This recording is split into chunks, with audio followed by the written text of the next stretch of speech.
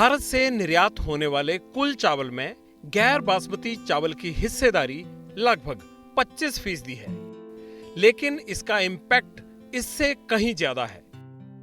सरकार के फैसले का धान का कटोरा कहे जाने वाले छत्तीसगढ़ के किसानों पर बड़ा असर होगा। किसानों के पास अभी भी 10 लाख टन गैर बासमती चावल है, इसे वो एक्सपोर्ट नहीं कर सकते। एक्सपोर्ट तो किसान करता नहीं है, किसान बेचारा तो उत्पादक है। चाहे सरकार एक्सपोर्ट करे चाहे ना करे, चाहे प्राइवेट मिलर या व्यापारी एक्सपोर्ट करे या ना करे, पर किसान को उसके धान का अधिकतम मूल्य मिलना चाहिए। इसलिए यह विषय जो आया है, इसलिए किसान चिंतित हैं। यदि एक्सपोर्ट में प्रतिबंध लगेगा तो क्या हमारा धान का कीमत कम हो जाएगा क्या करके। छत्तीसगढ़ में 6% बासमती उगाई जाती है और 94% गैर बासमती, इसलिए समस्या बड़ी दिख रही है। हमने छत्तीसगढ़ से पंजाब और हरिद्वार से बिजनौर तक किसानों का मन टटोला, चेक किया उनको।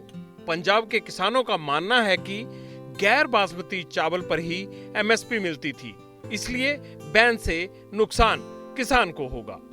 हरिद्वार के चावल कारोबारी कहते हैं कि अब दूसरे देश उन बाजारों में जाएंगे जहां साधारण चावल की किल्लत है।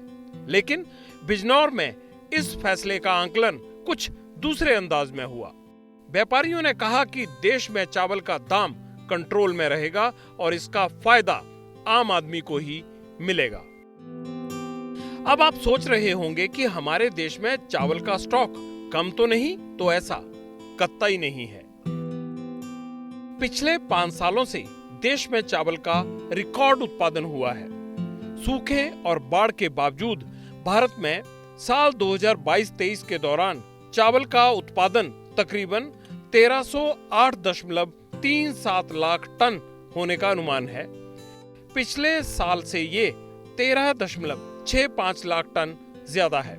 1 जुलाई तक देश में चावल का मिनिमम स्टॉक 135.4 टन निर्धारित था, जबकि हमारे पास 253 लाख टन चावल है, यानी जरूरत से लगभग डबल। तो आपको फिक्र करने की कोई जरूरत नहीं। 2022 में भारत का चावल का शिपमेंट बाकी 4 सबसे बड़े निर्यातक देशों थाईलैंड, वियतनाम, पाकिस्तान और अमेरिका के कुल शिपमेंट से भी ज्यादा था। यानी ना तो भारत में चावल की किल्लत है और ना ही इंटरनेशनल मार्केट में भारत की बादशाहत को कोई खतरा है। हमें लगा कि ये फैसला भारत के फॉरेन करेंसी ट्रेड में से तो नहीं लगा सकता। एक्सपोर्ट पर बैन से हमें विदेशों से आ रहा पैसा तो नहीं घटेगा, लेकिन एक्सपर्ट ने इस उलझन को भी एक ही झटके में सुलझा दिया। Global inflation could be impacted, food inflation globally could be impacted. ऐसे कोई डायरेक्ट implication नहीं है रुपये के ऊपर, मगर indirectly you can say that to some extent it's just going to stroke higher inflation globally.